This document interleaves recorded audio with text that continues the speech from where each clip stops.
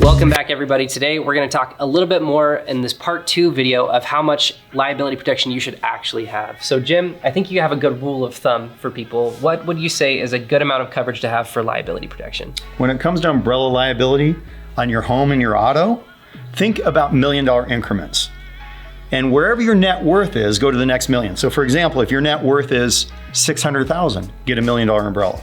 If it's 1.5 million, get a $2 million umbrella, and so on. That's a good rule of thumb. There's some more intricate ways you can do the calculation, but that'll at least get you some of the way there and the protection that you probably need. Awesome. And some of this stuff seems a little bit like common sense, but have you seen like examples of people that have really, struggled and been behind and gotten it too late? Do you have examples of that? I do. As a matter of fact, there was a guy in Phoenix, Arizona. I'm in Scottsdale where I live. A guy in Phoenix who was making a lot of income, had no assets. So he probably thought, what do I need umbrella liability insurance for? I don't, because I don't have any assets. He was making $500,000 a year or so. Well, he wasn't paying attention. He was texting. He drove through a stop sign. He hit an elderly woman, and she was hurt very badly. Well, her attorney sued and got a judgment against this guy. And the judge said, well, you have no assets, we'll garnish your wages. So he garnished this person's wages. He had to pay $10,000 a month for a 20-year period.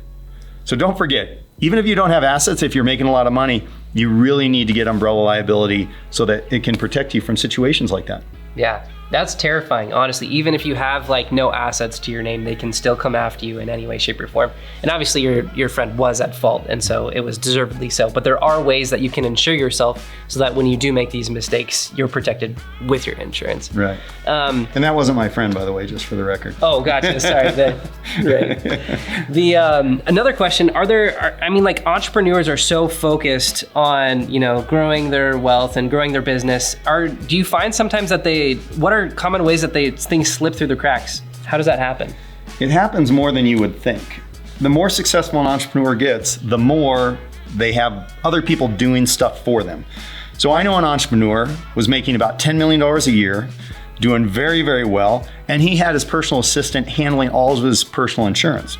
So I was talking to him one day and I said, hey, I noticed on your insurance that you had a policy covering your Tesla, and then I noticed the next statement there was no Tesla. What happened? And he said, I gave the Tesla to my dad. I didn't need it, so I gave it to my dad. I said, when you say you gave it to your dad, did you actually change title from your name to your dad's name? He said, is that something I need to do?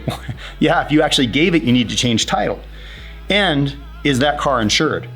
He said, I'll call you back.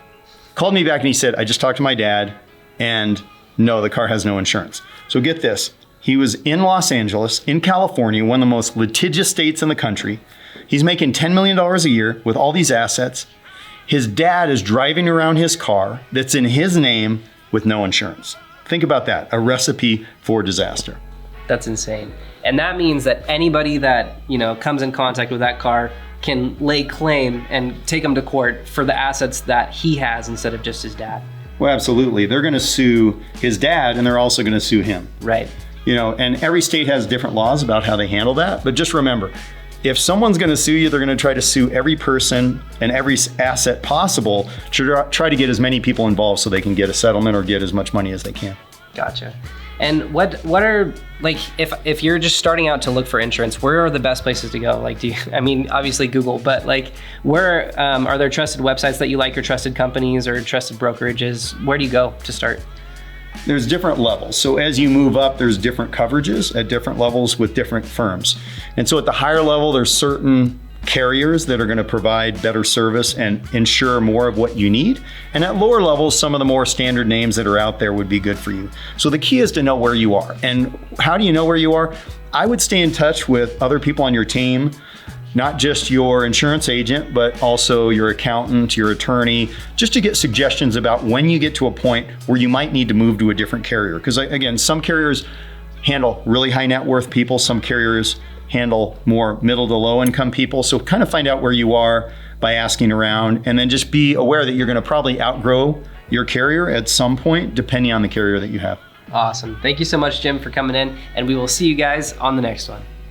Thanks for watching. Don't forget to subscribe and check out this next video.